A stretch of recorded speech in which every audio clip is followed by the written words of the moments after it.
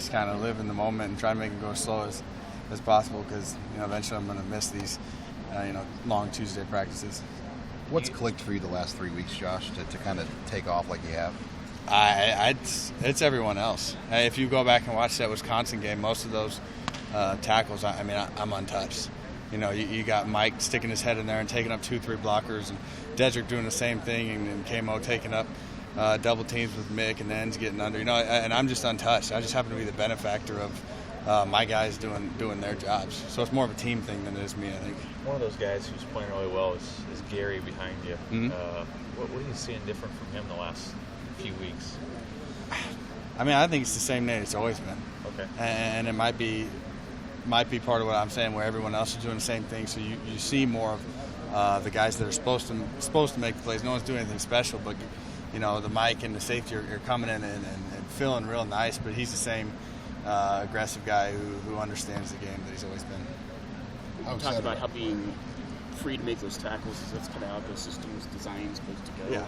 Is that everything's working the way it's supposed to then? Or? Yeah. No, everything. If you find a guy making the play unblocked, then the scheme worked exactly how it was supposed to work. So it's nice for me that it's been working that way, but that's the system. How long did it take for that to click, though? Well, I guess you can kind of see in the past couple games, maybe me and Nate have been making a few more tackles than we usually have. So that's just a testament to our teammates doing their jobs. You got a big one Saturday night, just like you had last week.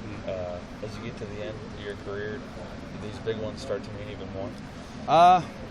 Yes and no. And I talked to my dad a lot too, because back when he played, it was Oklahoma and Nebraska both in like the top 5 and on prime time. And he's just happy that I get to be in a top 10 game on prime time. Everyone's watching, that kind of atmosphere. So just got to soak it all in and enjoy each one of them. Hey, I know you guys left Madison thinking, there's still a lot of season left, but you see promos now, you're 9th, they're 6th, and you see it all kind of in front of you still. Yeah, and you guys didn't even really move down the rankings. It's cool finally seeing Nebraska up there on those, on a Monday Night Football, game popping up at the bottom and showing the highlights and stuff. But no, it's all out there on the table. We control our destiny. If we just do what we need to do, we can end up in Indy, and that's all we want is a chance, and go from there. Do you know how many tackles you had against Wisconsin? No, I don't know. Maybe like 8, something like that. I think the count of 13 actually. 13? Yeah, I don't know. Official ones had 8, and your coaches had 13, which is kind of a big difference. Big difference. I don't know. I try not to look at it. I try and keep my head down. I got rid of Twitter and all that stuff. It's just really better for my heart. Less stress? Or what? It's just less stress, less to worry about. When did you do that? Oh, I got rid of Twitter almost after my freshman year. Oh, okay. That's good. Yeah, no, so yeah. And I keep Facebook for birthdays because I'm not good with that. That's about good. it. That's a good idea. Yeah. All right. Josh, first time in the Horseshoe. What have you heard? Are you excited to check out the stadium? No, I think it's going to be an awesome atmosphere. I think how many does it hold? Over 100? Yeah, and I've heard their fans get pretty into the game, and so it's going up against Ohio State, who won the national championship, a couple of years ago, and number 6 in the country, and it's just going to be an unreal atmosphere. So I got to make the most of it, and hopefully we can come out with a W.